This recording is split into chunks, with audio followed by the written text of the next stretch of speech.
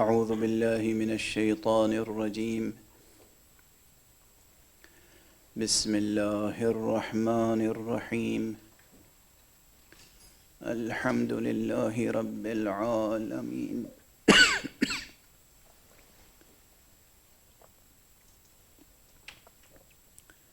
والصلاة والسلام على أشرف الخلائق أجمعين،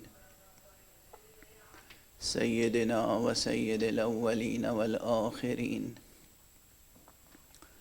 حبيبنا وحبيب إله العالمين، إمام المرسلين وخاتم النبيين، أبي القاسم المصطفى محمد. اللهم صل على محمد وآل محمد وعلى أهل بيته الطيبين الطاهرين الهداة المهديين المعصومين المظلومين، واللعنة الدائمة على أعداء الحق والدين.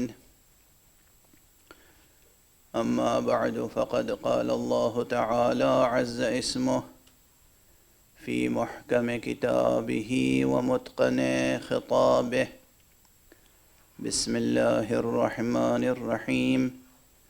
لو أنزلنا هذا القرآن على جبل لرأيته خاشعا متصدعا من خشية الله، وتلك الأمثال نضربها للناس لعلهم يتفكرون.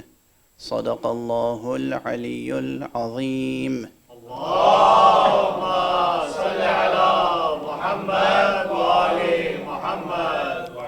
ایک اور بلندر صلوات پڑھیں. اللهم صل على محمد وآل محمد. مسلمانان حسینی اور برادران انسانی، اس مرتبہ اس منبر پر ہمارا موضوع گفتگو ہے قرآن اور حسین. آپ حضرات کے اذہان عالیہ میں یہ عنوان اب روشن ہو چکا ہوگا اور راسخ بھی ہو چکا ہوگا، اور اس عنوان پر گفتگو کے لیے قرآن مجید سے جس ایک مستقل سرنامے کا انتخاب ہوا ہے وہ سورہ مبارکہ حشر کی آیت ہے، جس میں ارشاد ہوا ہے کہ لو انزلنا هذا القرآن على جبل، اگر ہم اس قرآن کو کسی عظیم پہاڑ پر نازل کرتے، لرأيته خاشعا متصدعا من خشية اللہ، تو تم دیکھتے کہ وہ پہاڑ لرز جاتا اور خوف و خشیت الہی سے ٹکڑے ٹکڑے ہو جاتا. خوف و خشیت الہی سے.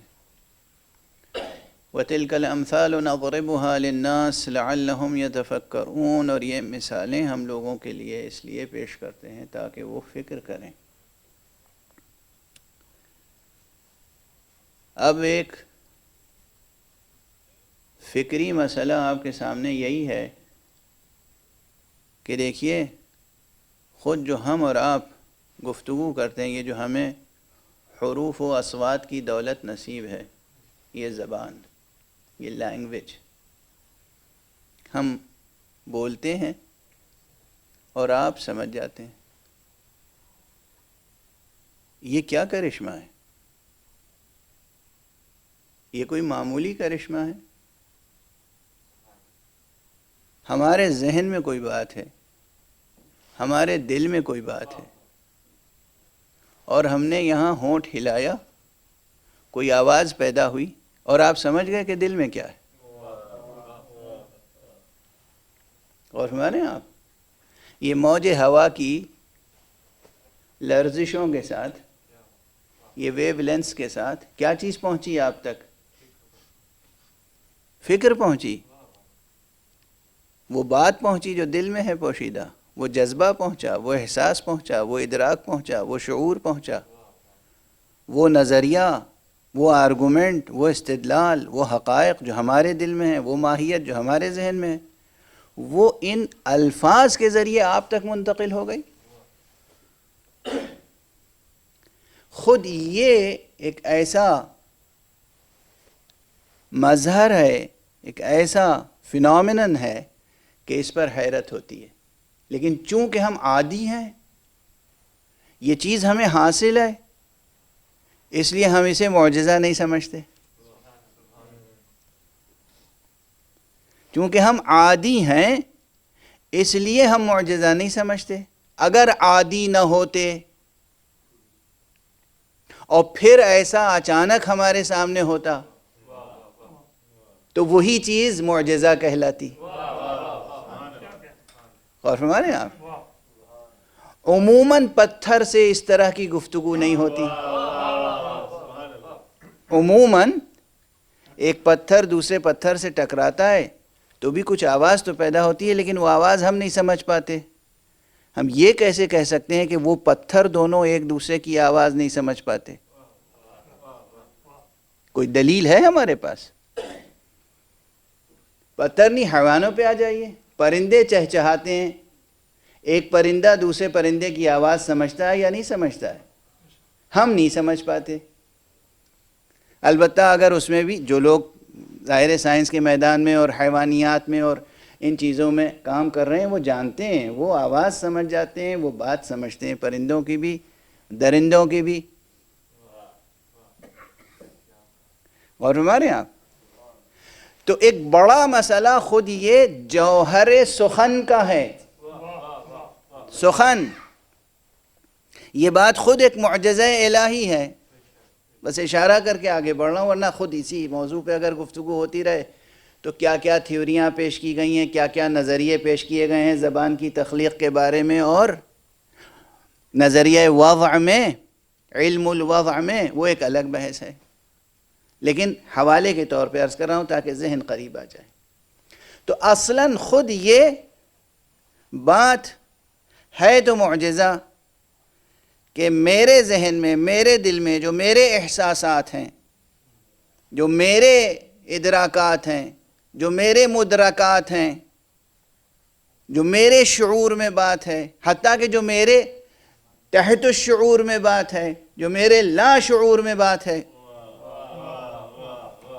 وہ بات میرے ہونٹوں سے نکلنے والے الفاظ کے ذریعے آپ کے ذہن تک منتقل ہو جائے۔ ایک تو یہ سطح ہے کہ میری بات آپ تک منتقل ہو، یہ بجائے خود معجزہ ہے۔ وہ کتنا بڑا معجزہ ہوگا کہ ہماری بات آپ تک نہیں منتقل ہو رہی ہے، خدا کی بات بندوں تک منتقل ہو رہی ہے۔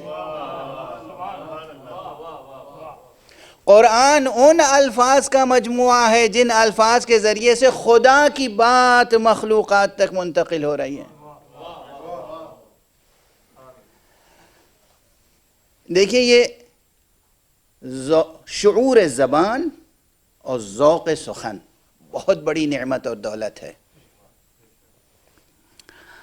اور اس اعتبار سے میں جو ممبر سے اکثر یعنی ایک عرصے سے اپیل کیا کرتا ہوں، درخواست کیا کرتا ہوں، آپ جو بھی کہہ لیں اسے، توجہ دلایا کرتا ہوں ماں باپ کو کہ اپنے بچوں کی تربیت میں بہت محنت کریں زبان سنوارنے پر۔ زبان کا شعور اچھا ہونا چاہیے، یہ نہیں کہ ٹوٹی پھوٹی سڑک پہ لڑکتی ہوئی جو بھی زبان آ گئی۔ اسٹریٹ لینگویج سے بچیں، سلینگ سے بچیں، زبان کا صحیح شعور پیدا کریں اور ادبی ذوق پیدا کریں، لٹریری ٹیسٹ پیدا کریں۔ یہ بہت بڑی دولت ہے، بہت بڑی دولت۔ امیر المومنین امام المتقین علی ابن ابی طالب علیہ السلام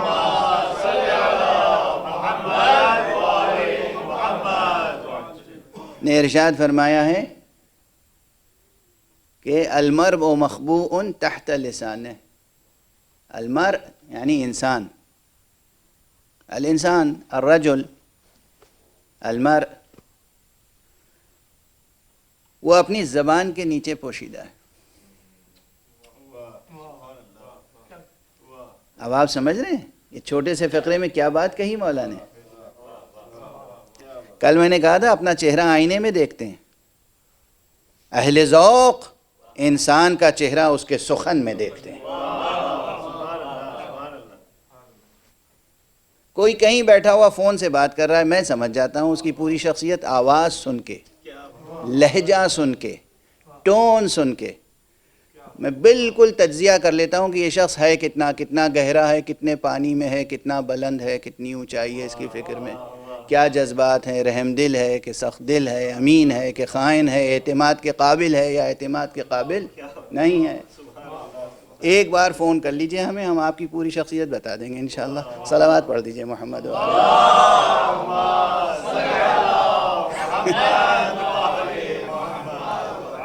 اب ایسا بھی نہ کیجئے گا کہ فون کرنا بند کر دیجئے۔ انسان دوست ہے یا دشمن، مخلص ہے یا مغرض،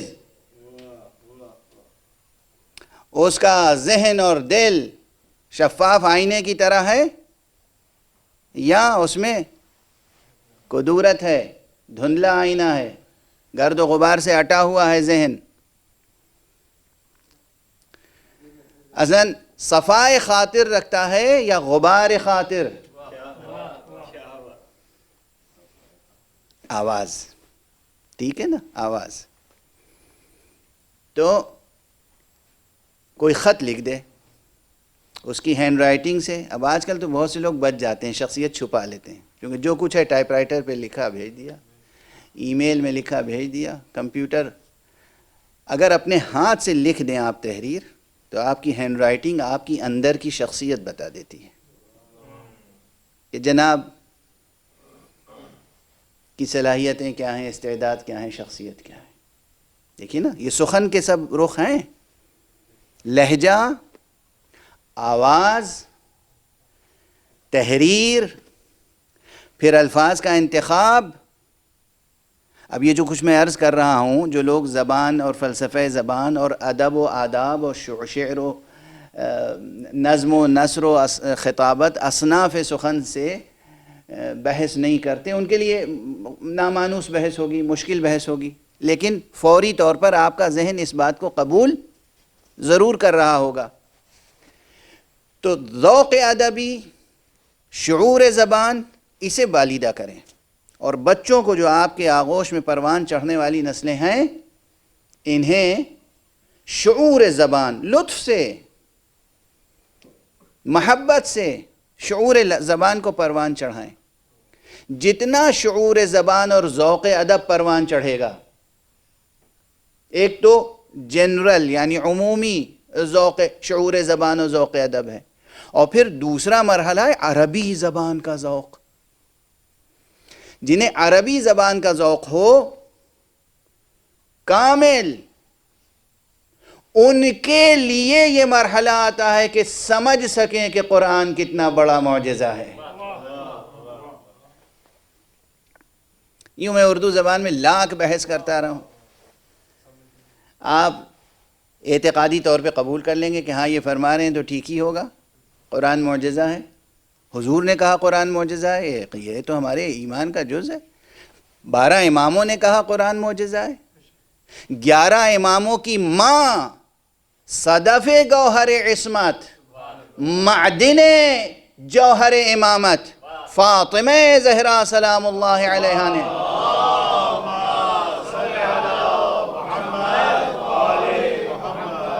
فرمایا قرآن معجزہ ہے۔ نبی نے کہا، امام نے کہا، معصومہ نے کہا، صدیقہ کبریٰ نے کہا قرآن معجزہ ہے، اور خود اللہ نے قرآن میں اعلان کیا قرآن معجزہ ہے۔ تو اس میں تو کسی ایک مسلمان کے لیے تو شک کی گنجائش نہیں ہے۔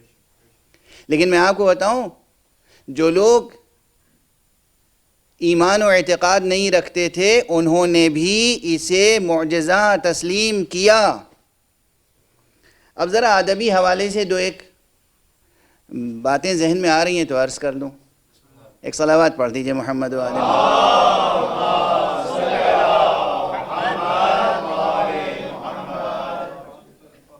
عربوں کا ذوق سخن واقعاً بہت بالیدہ تھا، یہ صرف کہنے کی رسمی بات نہیں ہے۔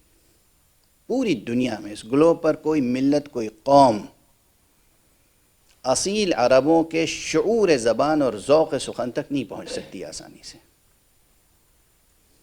اور وہ اس نعمت کو سمجھتے تھے کہ کیا نعمت ہے۔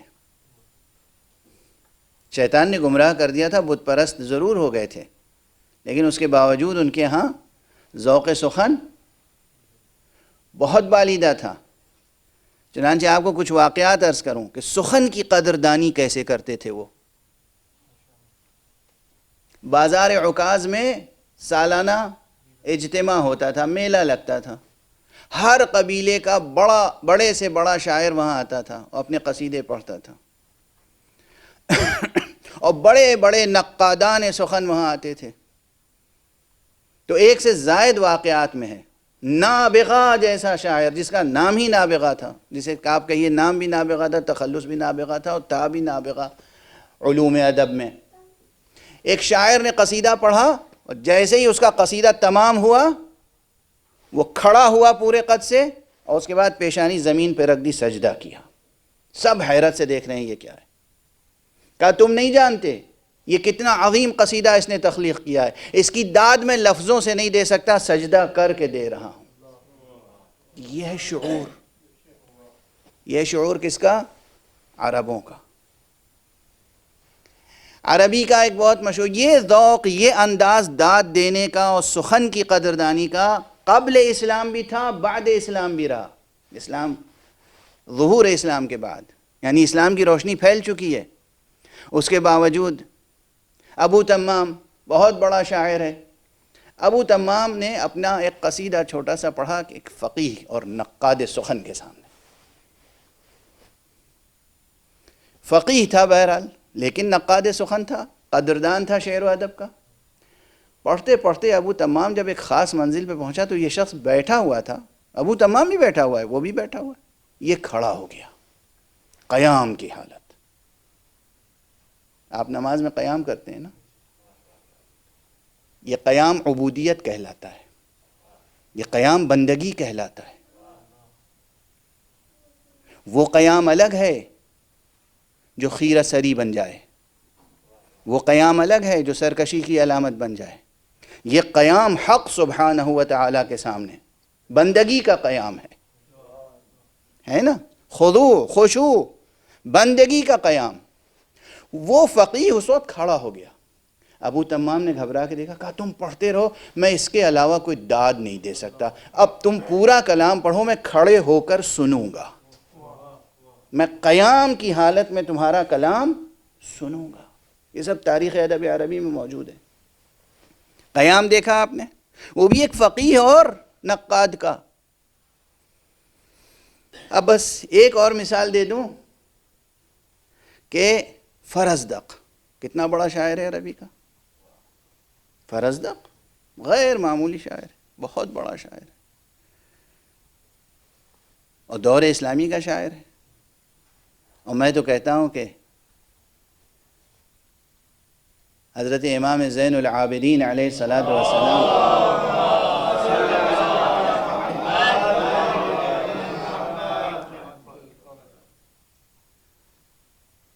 کی شان میں جو اس نے قصیدہ کہا ہے وہ بھی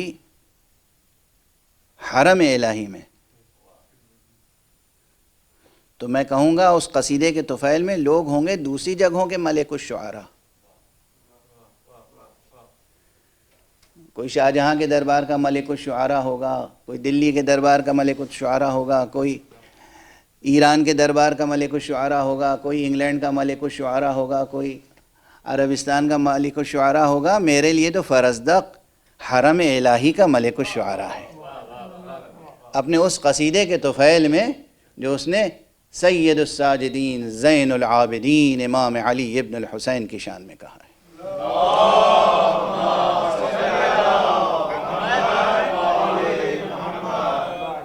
تھا یہ دور اموی کا شاعر،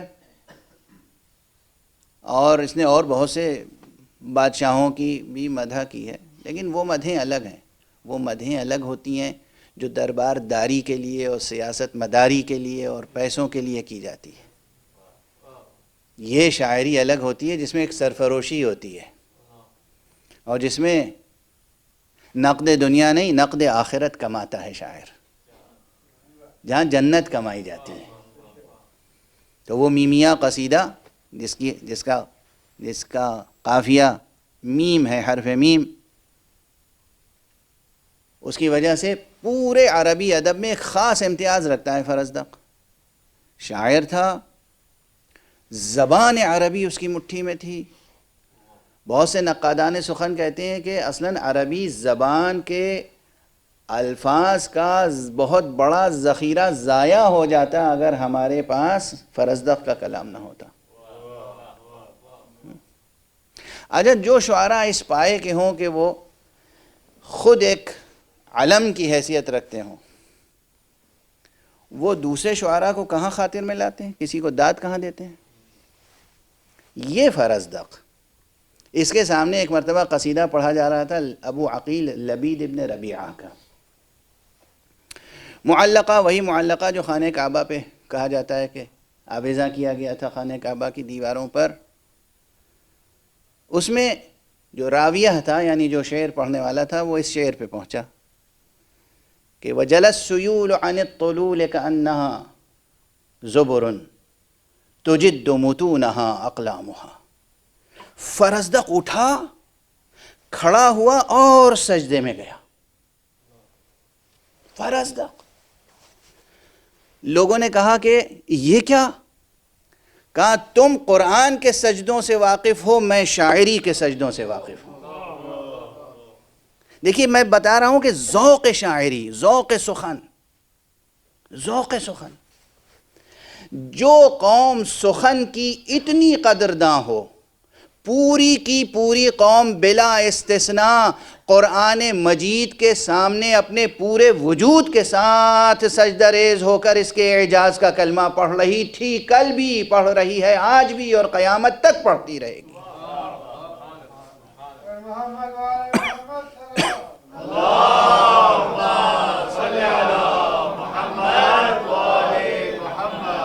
یہ قرآن معجزہ سخن بھی ہے، معجزہ فصاحت بھی ہے، معجزہ بلاغت بھی ہے، اور قرآن کے معجزہ ہونے کی اور حیثیتیں اور شانیں بہت ہیں.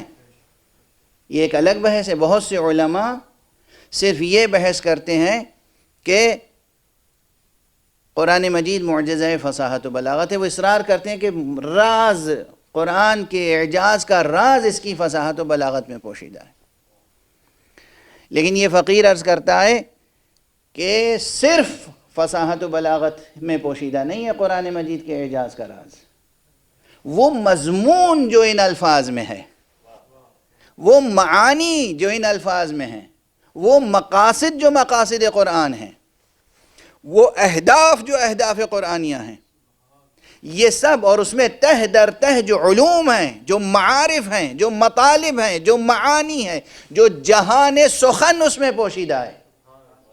اعجاز کا راز تو وہاں ہے، اعجاز کا راز وہاں ہے. اور یہی سبب ہے کہ یہ قوم جو ایک ایک بیت پر سجدہ کرتی تھی، قصیدوں کو سجدہ کرتی تھی، ایک نہیں، دو نہیں، تین نہیں، 7 قصیدے، 7 معلقات خانہ کعبہ میں آویزاں تھے. لیکن جب رسول اللہ صلی اللہ علیہ وآلہ وسلم نے صرف ایک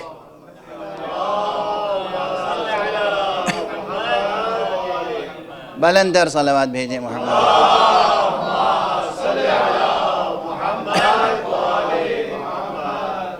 ایک قرآن مجید کا سب سے چھوٹا سورہ، سورہ کوثر، کہا کہ جا کر یہ سورہ خانہ کعبہ کی دیوار پہ آویزاں کر دو. اب کچھ کہنے کی ضرورت نہیں تھی، اب نہ مناظرہ ہوا نہ مباہلہ. اعجاز قرآنی یہ تھا کہ جو شاعر زندہ تھا وہ خود آیا، جو زندہ نہیں تھا اس کے قبیلے والے آئے اور اپنا اپنا قصیدہ اتار کے لے کے چلے گئے کہ اس کلام خدا کے آگے تو ہمارے کلام کی کوئی حقیقت ہی نہیں. یعنی تمام جاہ و جلال زبان و شعر و ادب عربی ایک طرف، اور قرآن مجید کا جلال و جمال ایک طرف. اور اسی لیے قرآن مجید میں ایک سجدے نہیں ہیں، ایک سجدہ نہیں ہے، 2 سجدے نہیں ہیں، 3 سجدے نہیں ہیں، پورے قرآن مجید میں 14 سجدے ہیں. اب میں نہیں کہہ سکتا کہ یہ 14 ہی سجدے کیوں ہیں. ایک صلوات پڑھ دیجئے محمد والے.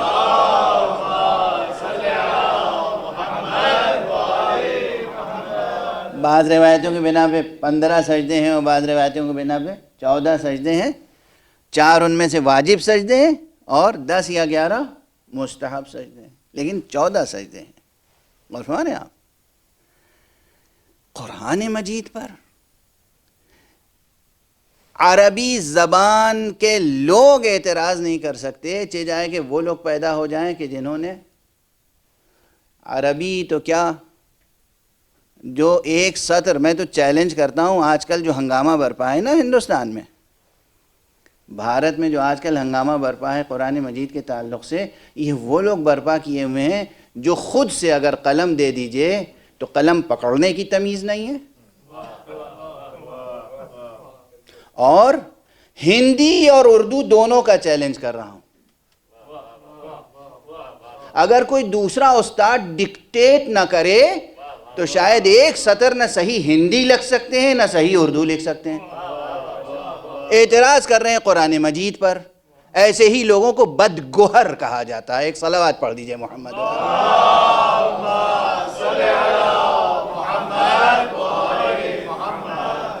ایک اور صلوات پڑھ دیں محمد.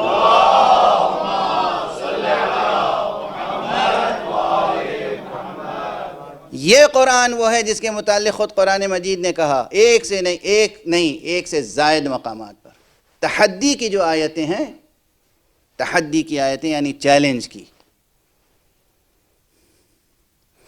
جہاں انسانوں کو جھنجھوڑا گیا ہے.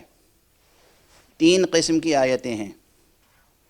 کہیں تو یہ کہا گیا کہ پورے قرآن سے متعلق ہے، لے آؤ اس قرآن کا جواب لے آؤ. کہیں کہا گیا کہ پورے قرآن کا نہیں لا سکتے، 10 سوروں کا لے آؤ. قرآن مجید میں کل کتنے سورے ہیں؟ 114. کہا 114 سوروں کا نہیں لا سکتے، جواب 10 ہی سوروں کا لے آؤ.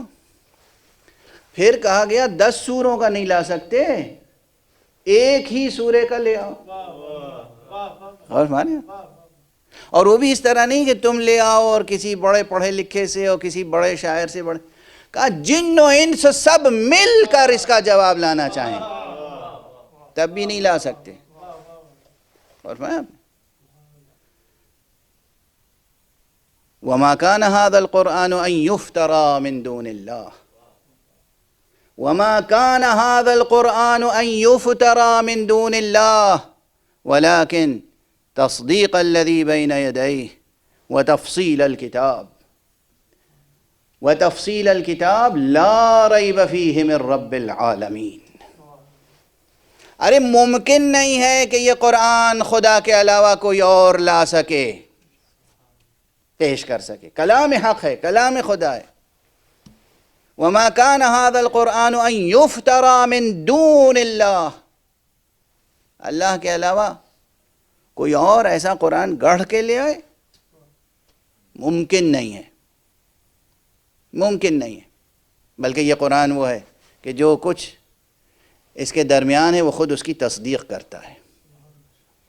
دیکھیں یہاں پہ ایک فکری معیار ہے، ایک منطقی معیار ہے. یہاں سے قرآن سے منطق سیکھنے کی ضرورت ہے.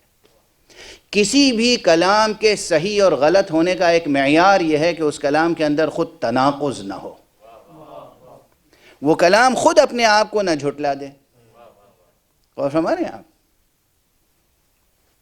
بہت بڑا معیار ہے یہ، تناقض کا نہ ہونا. اور پھر مفسرین جانتے ہیں کہ اس آیت میں کیا ہے، کہ یہ صرف قرآن مجید کے متن میں 2 دفتیوں کے درمیان جتنی آیتیں ہیں ایک دوسرے کے درمیان کوئی تناقض نہیں ہے، کوئی تضاد نہیں ہے، بلکہ تورات اور انجیل وہ تورات جو حق سبحانہ و تعالیٰ کی طرف سے نازل ہوئی تھی، تحریف شدہ نہیں، وہ انجیل جو حق سبحانہ و تعالیٰ کی طرف سے نازل ہوئی تھی، وہ زبور جو حق سبحانہ و تعالیٰ کی طرف سے نازل ہوئی تھی، وہ تمام صحف انبیاء جو حق سبحانہ و تعالیٰ کی طرف سے نازل ہوئے تھے، کسی میں ایک دوسرے سے کوئی تناقض اور تضاد نہیں ہے، بلکہ یہ ان کتابوں اور ان صحیفوں میں آنے والے حقائق کی تصدیق کرنے والی کتاب ہے۔ یعنی آج یہ نہ دیکھو، معیار تمہارا یہ نہ ہو کہ جو قرآن کی آیت تورات کے مطابق ہے وہ صحیح ہے، جو تورات کے مطابق نہیں ہے وہ صحیح نہیں ہے۔ تم یہ دیکھو کہ تورات جو موجود ہے تمہارے ہاتھوں میں، اس کی جو آیت قرآن سے مطابق ہے وہ صحیح ہے، جو قرآن کے مطابق نہیں ہے وہ غلط ہے۔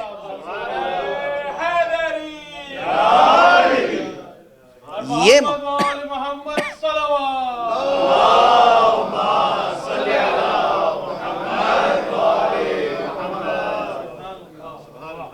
تورات ہو یا انجیل ہو یا زبور ہو یا صحف انبیاء میں سے کوئی بھی صحیفہ ہو،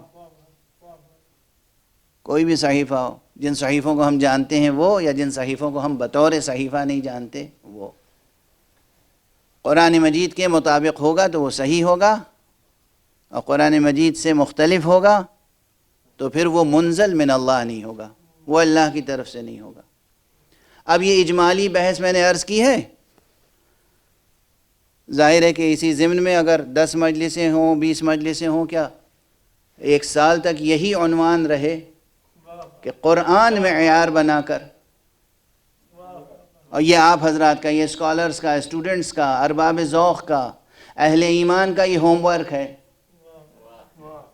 اگر آپ ہیبرو جانتے ہیں، اگر آپ آرامک زبان جانتے ہیں، اگر آپ انجیل اور تورات کی زبان، و ہیبرو کا نسخہ موجود ہے، تورات کا نسخہ موجود ہے ہیبرو میں، اور اس کے مختلف ٹرانسلیشنز، ان سب کو آپ لائیں اور اس کے بعد مقابلہ کریں، محنت تو کریں نا،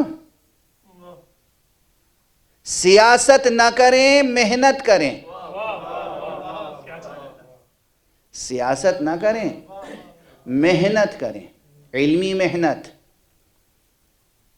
مجاہدہ کریں، جہاد کریں اپنے نفس کے ساتھ، جہاد کریں اپنے نفس کے ساتھ۔ ہاں میں نے کہہ دیا جہاد کریں، بہت سے لوگوں کو تو لفظ جہاد ہی اچھا نہیں معلوم ہوتا، اب اس پر کسی اور دن گفتگو ہو جائے گی انشاءاللہ۔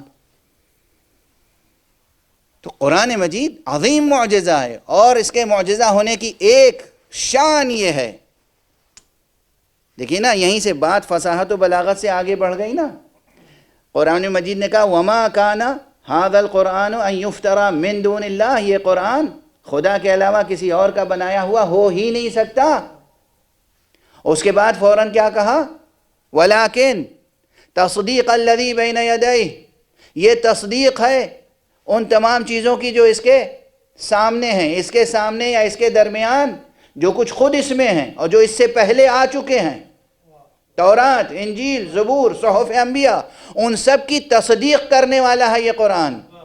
تصدیق اور تکذیب، تصحیح اور تخطئہ، یہ مسئلہ لفظ کی فصاحت سے تعلق نہیں رکھتا، یہ معنی کی حقیقت سے تعلق رکھتا ہے۔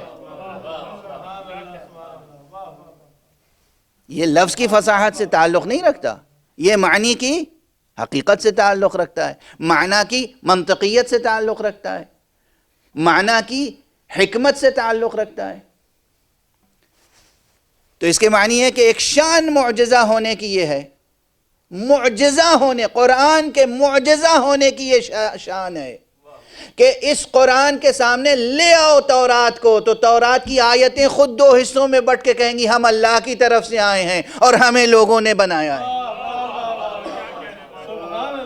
بالکل ویسے ہی جیسے محمد اور آل محمد علیہم السلام کی شان تھی، بڑے سے بڑے حبر یہودی آیا، بڑے سے بڑے احبار آئے، بہت سے بڑے یہودی یا نصارہ آئے، مگر رسول کے سامنے آ کر، علی کے سامنے آ کر، حسن کے آگے آ کر، سامنے آ کر، حسین کے سامنے آ کر کیفیت یہ ہوتی تھی کہ جب یہ کہتے تھے جو میں کہوں گا تصدیق کرو گے، لرزہ براندام ہو کر کہتے تھے ضرور تصدیق کروں گا۔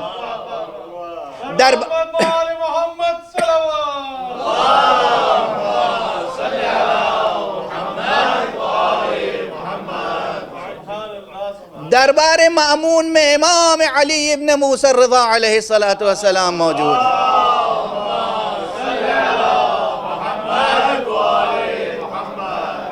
یہ یہودی ہے اور وہ نصرانی ہے اور وہ مجوسی ہے اور وہ نہ جانے صابئی ہے اور وہ کس مذہب کا ہے اور وہ کس مسلک کا ہے، اور امام تشریف فرمائیں. جو کہہ دیا امام نے، کسی کی مجال نہ تھی جو امام کو جھٹلا سکتا. توجہ رہے، یہی شان مشترک ہے دونوں میں. کل امیر المؤمنین علیہ السلام کی حدیث میں نے سنائی تھی، عرض کی تھی آپ کے سامنے اصول کافی کی. امام نے کیا فرمایا کہ اللہ سبحانہ وتعالی نے ان اللہ تبارک وتعالی طہرنا وعصمنا وجعلنا شہداء علی خلقہ وحجتہ فی ارضہ وجعل القرآن معنا وجعلنا مع القرآن. قرآن کو ہمارے ساتھ قرار دیا، ہمیں قرآن کے ساتھ قرار دیا. یہی شان قرآن کی ہے. قرآن کے آگے تورات آ جائے تو آیتیں بکھر جائیں گی. اہل قرآن کے سامنے کوئی یہودی آ جائے،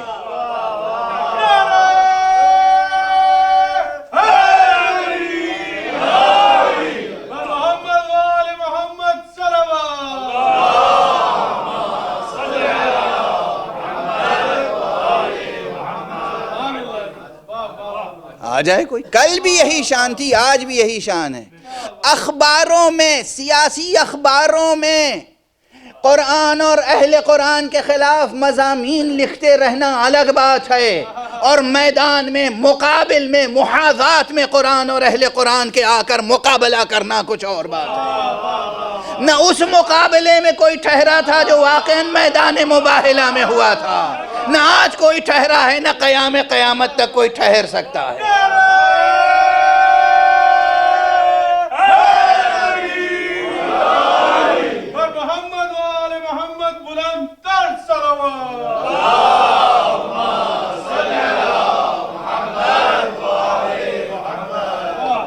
کیا ہوا تھا مباہلے میں؟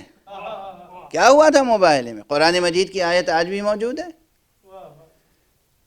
توحید و تثلیث کا مقابلہ جب ہوا، گویا کہنا چاہیے کہ جب قرآن اور تحریف شدہ انجیل کا مقابلہ ہوا، کیا کہیں گے آپ؟ توحید و تثلیث کا مقابلہ تھا، قرآن اور انجیل محرف کا مقابلہ تھا، عصمت اور خطاکاری کا مقابلہ تھا، ہدایت اور ضلالت کا مقابلہ تھا، ہدایت اور گمراہی کا مقابلہ تھا، نبوت اور کفر و شرک کی تاریکی کا مقابلہ تھا. کسی نہ کسی منزل میں مشرک ہونے کے باوجود، کافر ہونے کے باوجود، تحریف شدہ انجیل لے کر آنے کے باوجود چلا. اسے کہتے ہیں اعجاز، اسے کہتے ہیں اعجاز. معجزہ اور کسے کہتے ہیں؟ طے کر کے آئے تھے، ہم ان کی نہیں مانیں گے، ہم انہیں شکست دے کر آئیں گے. طے کر کے آئے تھے نا نجران سے، اور جب پہنچے مناظرے کے بعد مباہلہ طے پایا. سب آپ کے ذہنوں میں ہے، برابر سنتے رہتے ہیں. آخری کیا بات ہوئی؟ جب حضور علیہ السلام تشریف لائے میدان مباہلہ میں، تو انہوں نے آپس میں ایک دوسرے سے پوچھا کون آ رہا ہے اور یہ کسے اپنے ساتھ لے کے آ رہے ہیں. یہ سوال کانٹے کا سوال ہے، یہ سوال کانٹے کا سوال ہے. کسے لے کے آ رہے ہیں اپنے ساتھ؟ سمجھ آیا؟ معلوم ہوا اگر کسی اور کو ساتھ لے کے جاتے تو تثلیث اپنی شکست تسلیم نہ کرتی، اہل تثلیث اپنی شکست تسلیم نہ کرتے. کیوں؟ توجہ ہے. اب یہاں ماننا پڑے گا نا آپ کو کہ رسول اللہ صلی اللہ علیہ وآلہ وسلم جسے قریب بلا کر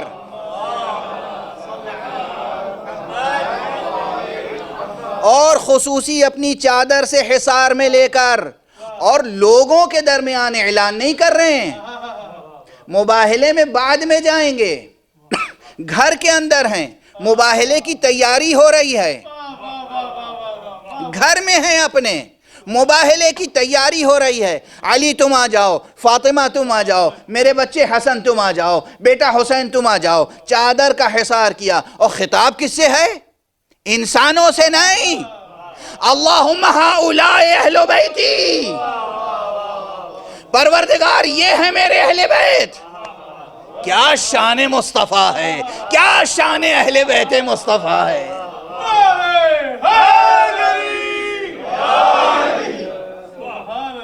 مصطفیٰ خدا سے کہہ رہے ہیں پروردگار یہ ہے میرے اہل بیت.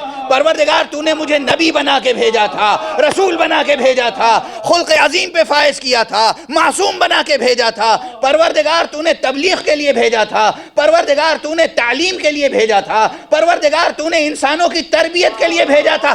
دیکھ میں نے کیسے تربیت کی ہے. یہ ہے میری تربیت کا شاہکار. صلوات پڑھ دیں محمد و آل محمد.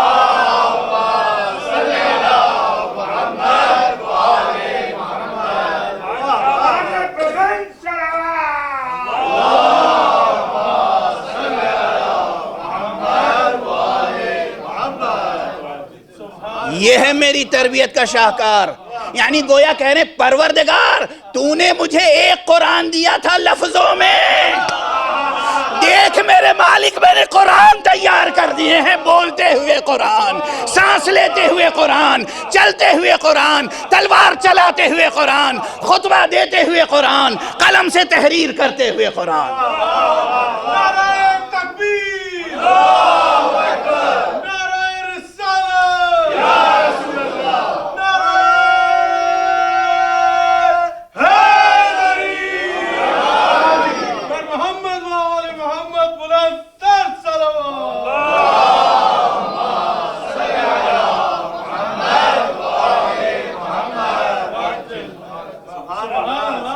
میرے رب، میرے معبود، میرے پروردگار، ہاؤلاء اللہم ہاؤلاء اہل بیت.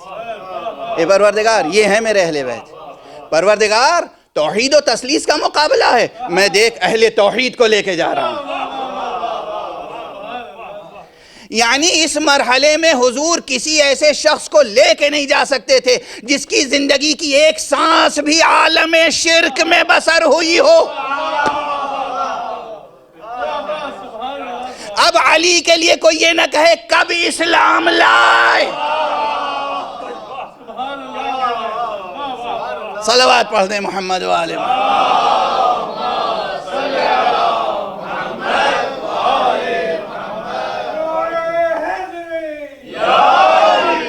توحید اور شرک کا مقابلہ تھا، توحید اور تثلیث کا مقابلہ تھا، قرآن اور تحریف شدہ انجیل کا مقابلہ تھا، قرآن اور تحریف شدہ تورات کا مقابلہ تھا. تو ہوا کیا؟ آخری کیا ہوا فیصلہ؟ جب ان کو لے کر گئے، یہیں سمجھ میں آ جائے گا نا عنوان بھی، حسین اور قرآن، قرآن اور حسین. مقابلہ ہے نا قرآن اور تحریف شدہ کتابوں کا. کسے لے کے جا رہے ہیں؟ کسے لے کے جا رہے ہیں؟ علی، فاطمہ، حسن، حسین.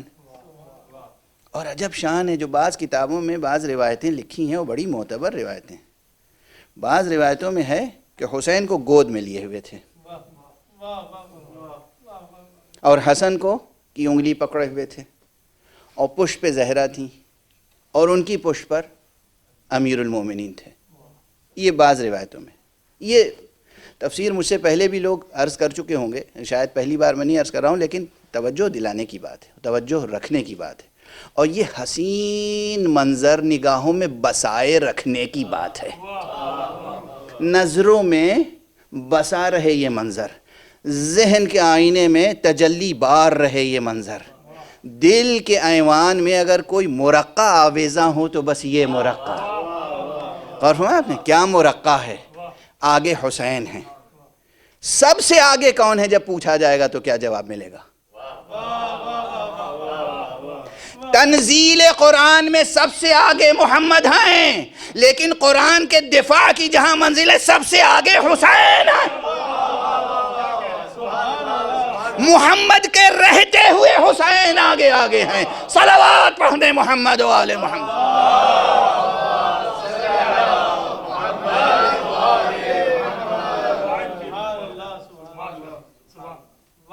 اب کوئی تیر چلے گا تو سب سے پہلے کسے لگے گا؟ کوئی پتھر اٹھا کے پھینکے گا تو کسے لگے گا سب سے پہلے؟ نبی پہ تیر چلائے گا، لگے گا حسین کے سینے پر. کوئی نشانہ بنائے گا مصطفیٰ کو، لگے گا حسین کو. آگے حسین ہے، میدان مباہلہ میں آگے حسین. بس اب وہ جو اصل مماثلت ہے وہ تو عرض کر دوں کہ چونکہ آیت مباہلہ میں کیا ہے، ترتیب یہی ہے. فَقُلْ تَعَالَوْا نَدْعُو أَبْنَاءَنَا وَأَبْنَاءَكُمْ وَنِسَاءَنَا وَنِسَاءَكُمْ وَأَنفُسَنَا وَأَنفُسَكُمْ ثُمَّ نَبْتَهِلْ.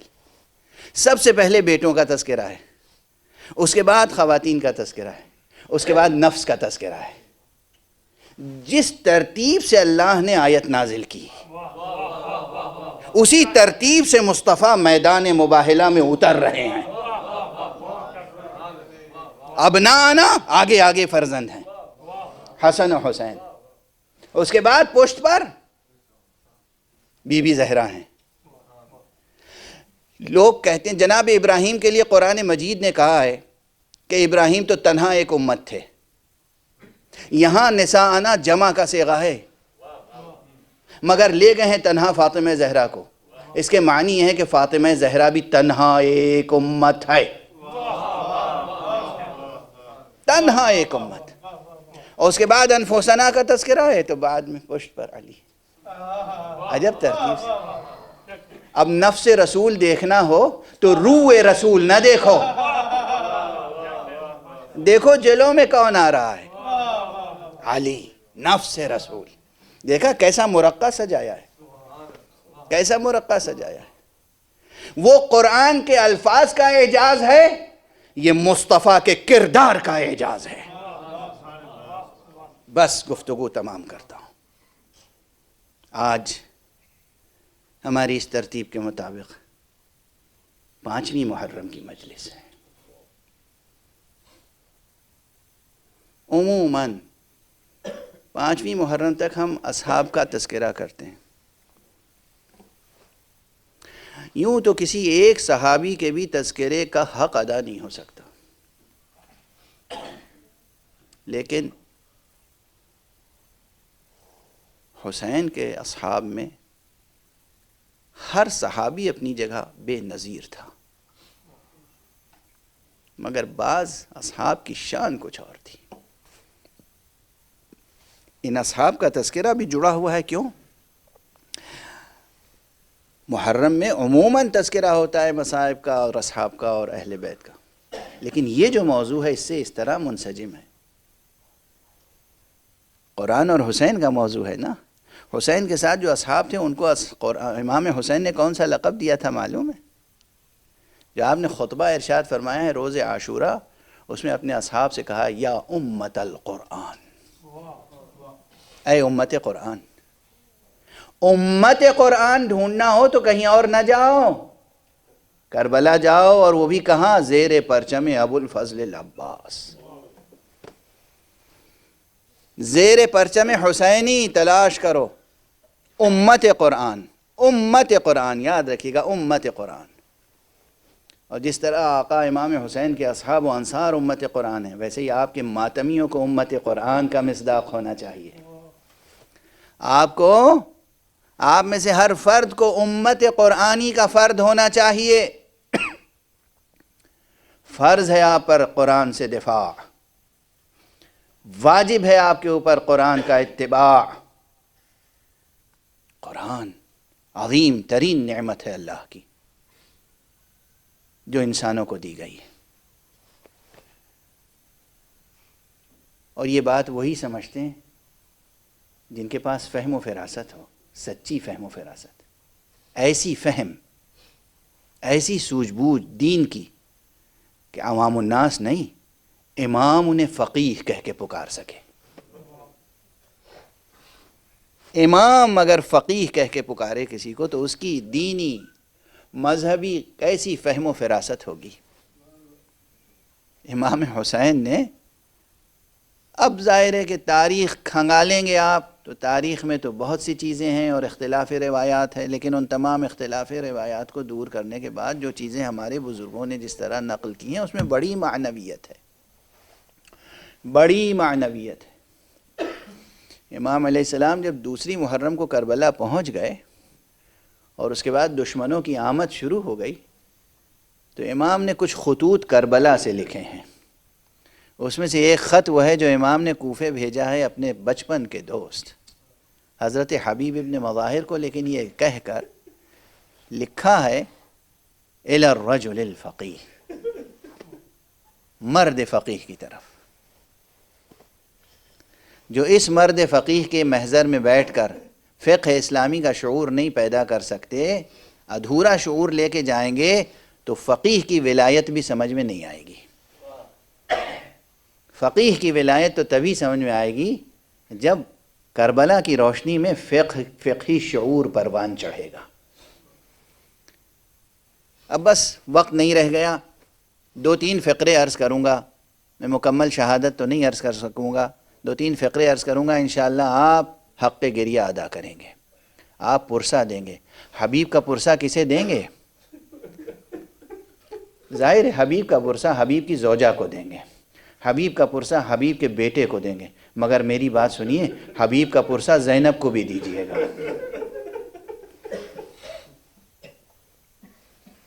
اجرکم علی اللہ۔ بس اشارات کر رہا ہوں، تفصیل سے میں نہیں عرض کر سکتا، وقت ختم ہوا چاہتا ہے۔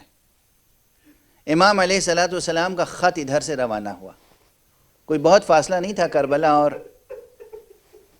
کربلا اور کوفے میں بہت فاصلہ نہیں تھا، دن کے دن خط پہنچ جاتا تھا، چند ساعتوں میں گھوڑے سے جو قاصد تھا وہ پہنچ جاتا تھا۔ ادھر ایک دوپہر کا واقعہ بیان کیا جاتا ہے، لیکن شاید ادھورا بیان کیا جاتا ہے۔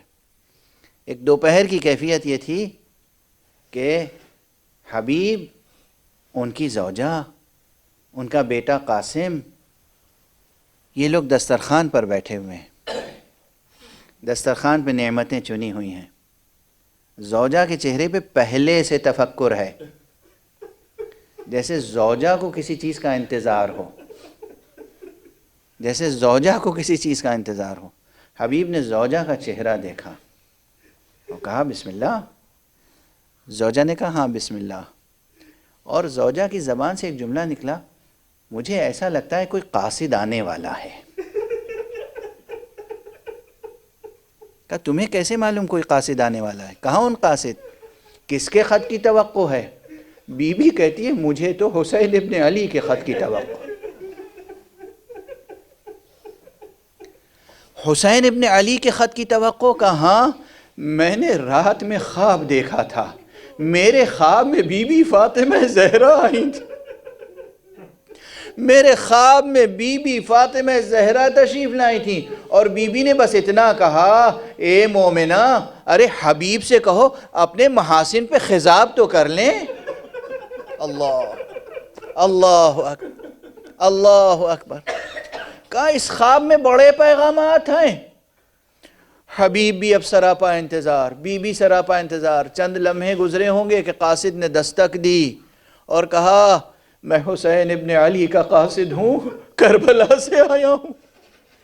اجرکم علی اللہ، اجرکم علی اللہ۔ آپ اکثر سنتے رہتے ہیں۔ اب اس کے بعد جو بھی مضامین ہیں کہ جناب حبیب ابن مظاہر اس وقت کس طریقے سے عبید اللہ ابن زیاد نے کوفے کی ناکہ بندی کر رکھی تھی، کوئی انسان ادھر سے ادھر جا آ نہیں سکتا تھا، حدود کوفہ سے نکل نہیں سکتا تھا، حدود کوفہ میں داخل نہیں ہو سکتا تھا، مگر یہ کہ وہ حکومت وقت کی نظر میں آ جاتا تھا۔ کس اہتمام سے، کس حکمت سے، کس فراست سے حبیب نے اپنے غلام سے کہا یہ میرا گھوڑا لے لے اور مزارع سے گزرتا ہوا، نخیل سے گزرتا ہوا، نخلستانوں سے گزرتا ہوا، باغوں میں سے تم اس سرحد پہ چلا جا جہاں سے کربلا کا راستہ نکلتا ہے، تاکہ کسی کو شبہ نہ ہو۔ وہ غلام حبیب کا گھوڑا لے کر چلا اور اس سرحد پہ جا پہنچا۔ ادھر سے حبیب تیار ہو کر چلے۔ حبیب کو پہنچنے میں چند لمحے تاخیر ہو گئی تو سنتے ہیں کہ وہ گھوڑے سے ان کا غلام گفتگو کر رہا کہ اگر میرے آقا نہیں آئے، اگر حبیب نہیں آئے تو یہ نہ سمجھنا کہ یہاں سے کوئی جائے گا نہیں کربلا، میں تجھ پر سوار ہو کر فرزند زہرا کی نصرت کے لیے جاؤں۔ حبیب نے غلام کا یہ جذبہ سنا اور گریہ کرنا شروع کیا. پہنچ گئے. کہا تو نے شبہ کیسے کیا کہ میں نہیں آؤں گا؟ اپنے آقا کی نصرت کے لیے نہیں جاؤں گا. اچھا جا، میں تجھے خدا کی راہ میں آزاد کرتا ہوں. کہا بے شک آپ نے آزاد کر دیا، مگر میں اس آزادی کے لیے تیار نہیں ہوں. میں تو آپ کی غلامی میں رہوں گا کربلا تک جانے کے لیے. میں آقا حسین کی نصرت کے لیے میں بھی جاؤں گا. عزیزان گرامی، بس آخری فقرے عرض کر رہا ہوں. شہادت بیان کرنے کا وقت نہیں رہ گیا. آپ سب کے سنے ہوئے فقرے ہیں، لیکن جب بھی یہ فقرہ لاکھوں کروڑوں خطیب دہراتے ہیں، مگر اس فقرے کی دل سوزی، اس فقرے کی غم انگیزی ختم نہیں ہوتی. حبیب کربلا پہنچے، حبیب کربلا پہنچے. امام حسین خیمے میں تشریف فرما ہیں. کسی گھوڑے کے آنے کی ٹاپوں کی آواز سنائی دی. جناب امام حسین نے کہا کہ جاؤ دیکھو کون آ رہا ہے. امام کے پاس جناب عباس تشریف لائے، حضرت علی اکبر تشریف لائے. کوفے سے حبیب ابن مظاہر آ گئے ہیں. جیسے ہی حبیب ابن مظاہر تشریف لائے اور یہ خبر خیمے کے اندر پہنچی، ایک مرتبہ جناب فضہ کو جناب زینب نے بلایا ہے. جناب زینب نے کہا فضہ جا کے حبیب کو میری طرف سے سلام کہہ دو. اس ایک سلام زینب میں کیا تاثیر تھی کہ حبیب نے سر سے عمامہ اتارا، کربلا کی خاک اٹھا کے سر پہ ڈالنا شروع کی. آج آل رسول پر یہ وقت آ گیا کہ بنت رسول، بنت زہرا مجھے سلام کہلا رہی. انا للہ و انا الیہ راجعون، رضا بقضائہ و تسلیما لامرہ. پروردگار ہمیں علوم قرآن اور معارف اہل بیت سے آشنا فرما. معبود پروردگار، شہدائے کربلا کا واسطہ ہے، آج تک روئے زمین پر تیری راہ میں جتنے شہید ہونے والے ہیں ان کے درجات و مراتب کو بلند فرما. پروردگار دنیا کی استعماری طاقتوں کے ظلم و جبر سے ارض عراق پر، ارض افغانستان پر، ارض فلسطین پر، قدس سے لے کر اور حرم مکی تک جہاں جہاں بھی شہید ہو رہے ہیں تیرے نام پر، کلمہ گو ان کے درجات کو قبول فرما، ان بلند فرما، ان کی شہادتوں کو قبول فرما. استکباری و استعماری طاقتوں کو پالنے والے اپنے قہر و غضب سے پامال کر دے. پروردگار معبود، نور قرآن کو اس کائنات میں پھیلا دے. تجلی قرآن سے اس معمورہ ارضی کو منور فرما. جان قرآن کو اذن ظہور عطا فرما. پروردگار جو علماء اعلام، جو مراجع تقلید، جو فقہا، جو خطبہ، جو ذاکرین ابو عبداللہ الحسین اس نور قرآن کو پھیلانے میں مشغول ہیں، جو منتظرین حضرت حجت ہیں، ان کی توفیقات میں اضافہ فرما. پروردگار ہمارے اس امت کو، امت مسلمہ کو حقیقتاً امت قرآن بنا دے. پروردگار معبود، مراجع تقلید کا سایہ ہمارے سروں پہ برقرار رکھ. آیت اللہ العظمیٰ سیستانی کو اپنی خاص حفظ و امان میں رکھ. آیت اللہ العظمیٰ ولی فقی سید علی حسینی خامنئی کو اپنے حفظ و امان میں رکھ. پروردگار معبود اپنے ولی آخر کو اذن ظہور عطا فرما اور ان کے ہاتھوں سے اپنی رحمت و رافت و عدالت کا پرچم لہرا دے. ماتم حسین.